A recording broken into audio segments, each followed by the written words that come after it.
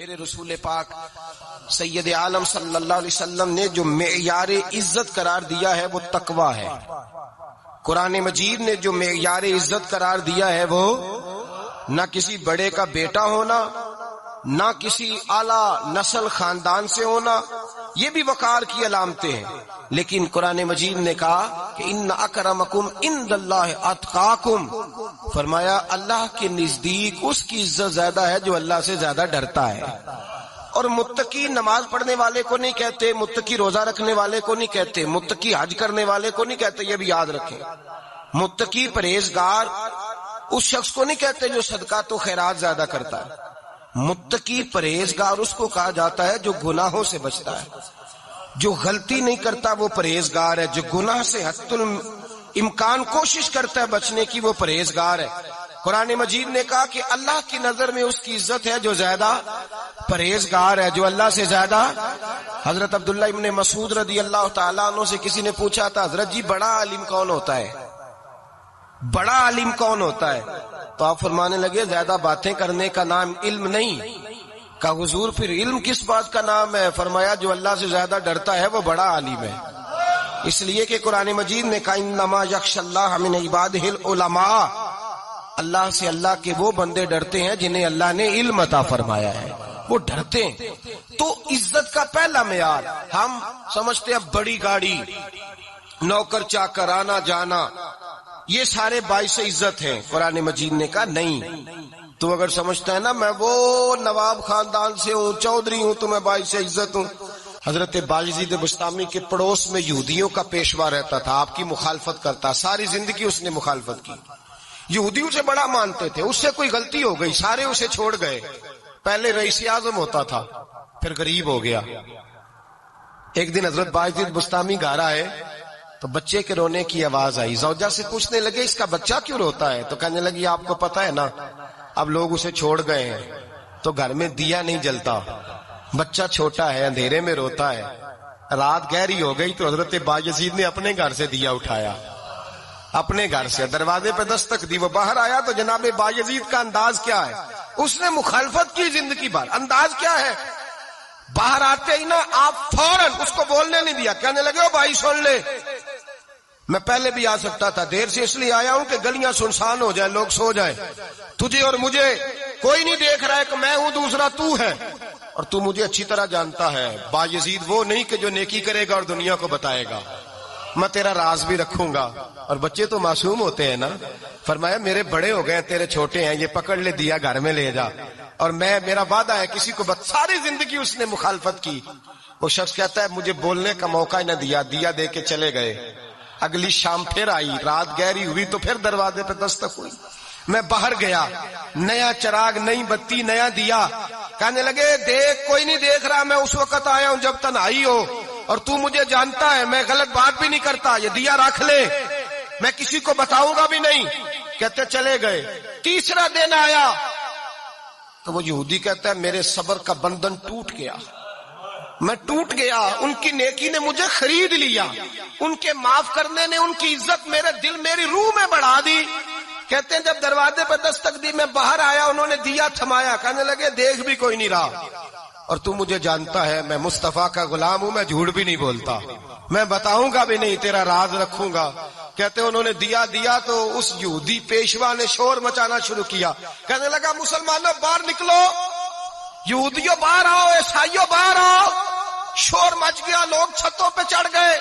کیا ہوا کیا ہوا؟ کہنے لگا یہ بایزید ہے، میں یہودیوں کا پیشوا ہوں، میں نے ساری زندگی جھوٹے الزام لگائے، ساری زندگی اس کو بدنام کرنے کا ہر حربہ استعمال کیا، جو مجھ سے بن سکتا تھا میں نے کیا. پر یہ عجیب شخص ہے، یہ پرسوں بھی مجھے دیا دے گیا ہے، آج بھی دے گیا ہے، کل بھی دے گیا ہے. میں ساری زندگی اسے رلاتا رہا، اور اس نے میرا چھوٹا سا بچہ بھی میرے بچے کا رونا بھی اس سے برداشت نہیں ہوا.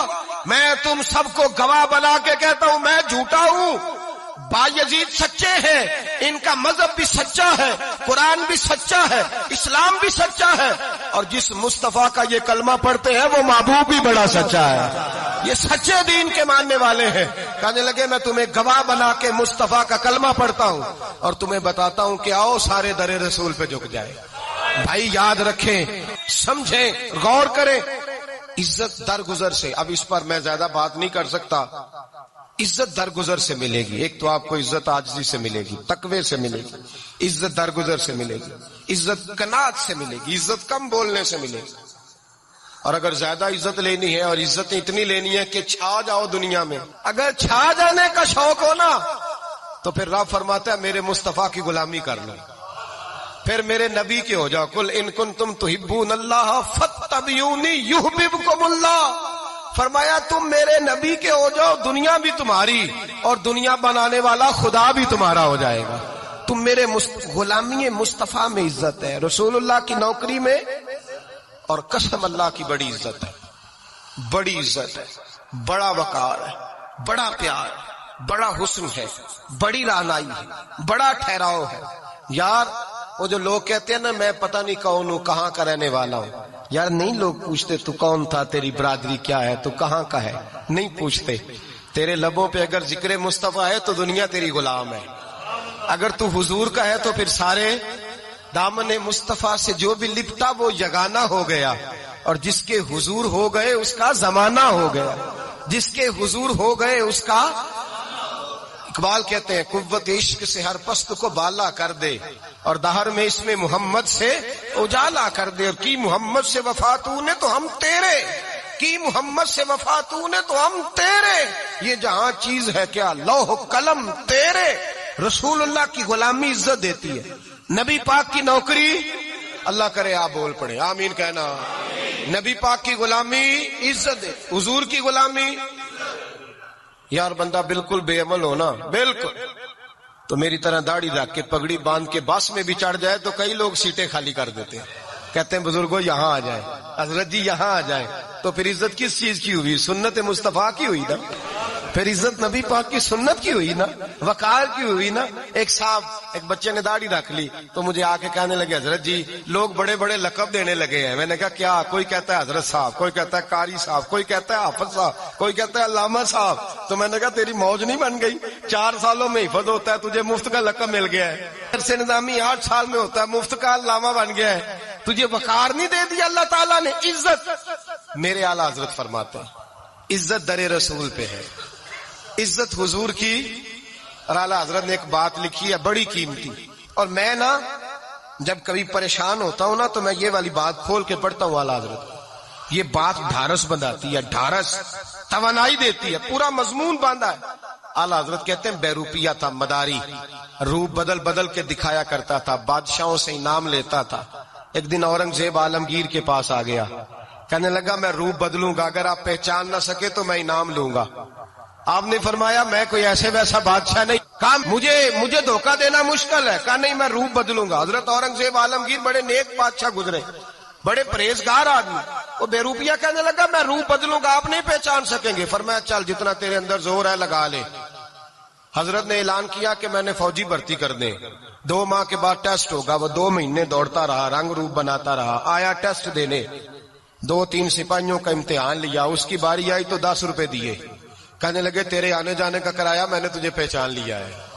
کچھ دنوں کے بعد جانے لگے سفر پر تو بھکاری آ گئے خیرات مانگنے، اس نے بھی سارے منہ پر سیاہی مال لی، کپڑے پھاڑ لیے، سر کے بال منڈا لیے، بھویں تک کٹا لی، بدرنگ ہو کے آیا. کاسا آگے کیا تو حضرت نے 10 روپے ڈالے، کہنے لگے تیرے آنے جانے کا کرایہ میں نے پہچان لیا ہے. کچھ دن گزرے تو ٹیچر کی ضرورت تھی، اس نے مونچھیں بڑی کر لی، داڑھی نکلی لگا لی، سر پہ جنا کیپ پہن لی، ایک شیروانی لے لی اور ہاتھ میں چھڑی پکڑ کے آیا. کہنے لگا میں استاد ہوں، 2-4 بندوں کا امتحان لیا، اس کی باری آئی تو 5 روپے دیے، 10 روپے دیے، کہا تیرا کرایہ میں نے پہچان لیا. 2 سال گزر گئے، وہ جب بھی آتا حضرت پہچان لیتے. ایک دن سفر پہ جا رہے تھے، بہت بڑا لشکر تھا، جہاد کرنے جا رہے تھے اورنگزیب عالمگیر. تو دیکھا ایک پہاڑی ہے، پہاڑی پہ لوگ جا بھی رہے ہیں آ بھی رہے. اورنگزیب عالمگیر پوچھنے لگے یہاں کیا ہے؟ کہنے لگے ایک بابا جی بیٹھے ہیں دعا کرتے ہیں، اللہ کے نیک بندے ہیں. اورنگزیب کہنے لگے یار پرانے لوگ سارے ہی اللہ والوں کو مانتے، یہ بھی مصیبت آئی ہے جتنی نہیں آئی ہے، سارے لوگ ہی مانتے. کہنے لگے ذرا میں دعا نہ کرا لوں، اچھے کام جا رہا ہوں.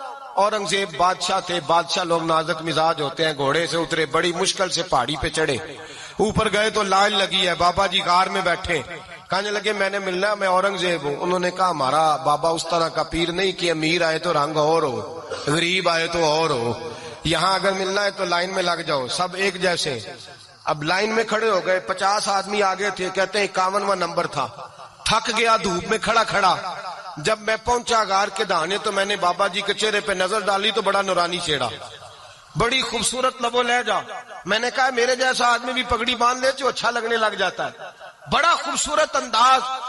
کہتے ہیں میں ان کے پاس اتحیات کی حالت میں بیٹھ گیا، میں نے کہا حضور میں جا رہا ہوں جہاد کرنے، دعا کرنا۔ بزرگوں نے ہاتھ اٹھائے، اللہ اس کی مدد فرما، دین کو غلبہ عطا فرما، اسے دین کا سچا پکا سپاہی بنا۔ پھر تھپکی دی، 2-4 نصیحتیں بھی کر ڈالی، دیکھنا ظلم نہ کرنا، زیادتی نہ کرنا، جب تو جیت فخر نہ کرنا، غرور نہ کرنا، نصیحتیں بھی کر دی۔ کہتے ہیں اب جب میں اٹھا تو 2-4 دینار بطور نذرانہ مسلح کے نیچے رکھے، اور الٹے قدم جب میں غار سے اترا انہوں نے رومال جھاڑا اور اٹھ کے کھڑے ہو گئے، کہنے لگے آج نہیں تو نے پہچانا، آج نہیں تو نے پہچانا، میرا انعام بنتا ہے، آج نہیں پہچانا، لا پیسے۔ اورنگزیب کہنے لگا یار تو نے حد کر دی، کہاں چڑھا کہاں کھڑا رہا، دھوپ میں تھک گیا، کمال کر دی بھائی تو نے، بتا تو کیا لے گا، اب تو دیکھ جلدی بتا، اب کتنے لوگ پیچھے دھوپ میں کھڑے ہیں، لشکر سارا کھڑا ہے، کیا لے گا؟ اس نے کہا سب سے قیمتی ہیرے وہ ہیں جو تیرے سر کے تاج میں لگے ہوئے ہیں، مجھے تیرا تاج چاہیے۔ او بھائیو سننا اور یاد رکھنا، میرے اعلیٰ حضرت کہتے ہیں بادشاہ نے سر کے اوپر سے تاج اتارا، بہروپیے کے قدموں میں رکھا اور کہنے لگے یہ لے، اور یہ تو تیرا مانگنے پر میں نے دیا ہے نا، میں واپس آتا ہوں تو آنا میں اپنی مرضی سے بھی تجھے دوں گا، تو نے اورنگزیب جیسے بندے کو دھوکہ دیا، آنا میں اس وقت بھی دوں گا۔ وہ دے کر بس بات ختم ہو گئی، حد ہو گئی، دے کر کہتے ہیں جب میں پلٹا نا واپس، بہروپیے نے آواز دی بادشاہ ٹھہر جا، تو میں نے پلٹ کے دیکھا تو کہنے لگے یہ اپنا تاج لے جا، اٹھا اور لے جا۔ میں نے کہا 2 سال بیت گئے تجھے محنت کرتے، آج قابو آیا تو لے جاؤں، کہنے لگا لے جا، مسئلہ سمجھ میں آ گیا۔ میں نے کہا مجھے بھی تو سمجھانا، تو کہتے ہیں وہ پھوٹ پھوٹ کے رویا، اس کی آنکھیں برس پڑی، سیلاب کی طرح آنسو بہ نکلے، تڑپا اور رو کے کہنے لگا بادشاہ میں نے جھوٹ موٹ رسول اللہ کی غلامی اختیار کی تھی، جھوٹ موٹ کی داڑھی، جھوٹ موٹ کی پگڑی، جھوٹ موٹ کا فقر، میں نے جھوٹ موٹ نبی پاک کا لباس پہنا ہے، تو تیرے جیسے بادشاہوں کے تاج میرے قدموں میں آ گئے ہیں، اگر میں سچ مچ رسول اللہ کا غلام بنوں گا تو اللہ کیا کچھ عطا فرمائے گا، اللہ کتنی نعمتوں سے نوازے گا۔ میرے اعلیٰ کیا فرماتے ہیں؟ اعلیٰ حضرت فرماتے ہیں فرشتے بھی کرتے ہیں تعظیم میری۔ کون جی؟ اللہ، ایسا عقیدہ بھی کم ملے گا جو بریلی کے امام کا عقیدہ ہے، ایسا بھی کم، کہتے ہیں فرشتے بھی کرتے ہیں تعظیم میری۔ کیوں؟ فرمانے لگے فدا ہو کے ان پر یہ عزت ملی ہے۔